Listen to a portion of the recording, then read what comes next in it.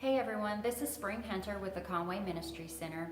As we approach April 6th, which is Arkansas Gives, we want to share some stories of some people that we've encountered over the last couple of years and kind of explain what it is that we do here a little bit better. This will be a part of our Know Your Neighbor series that we've been doing, so keep watching us. We're going to share some stories I think that you guys will want to be in the know about. The first story that I wanted to share was of a single mom of 3 kids that I met with in the last year. She actually approached us because Dad had stopped paying his child support and she was struggling with her utility bill. For the most part, she was pretty good at handling her finances and staying on top of things until she quit getting her child support checks. So we had a case management appointment with her. We sat down and did some budgeting and finance. We came up with a game plan and we were able to get her caught up on her utility bill. But as we approached the end of the case management appointment, I asked her what I ask everybody, if there's things that we can pray about, if there's anything else going on that we need to try to address while we're here.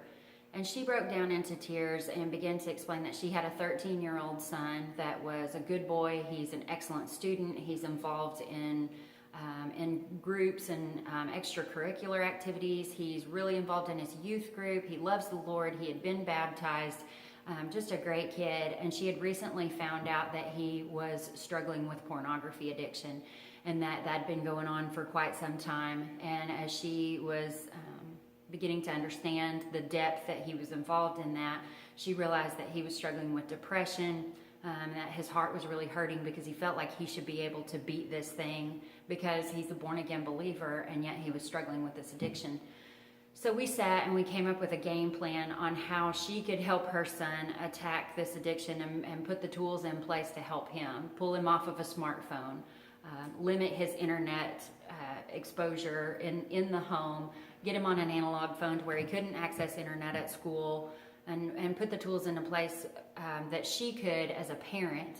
But then we also discussed that he probably needed some counseling because he was beginning to get depressed and he was beginning to feel like his self-worth was shot because of what he was going through. And so we connected him with a counselor.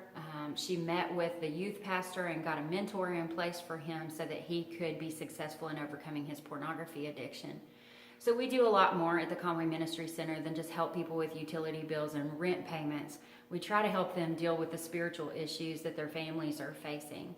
So thanks for listening.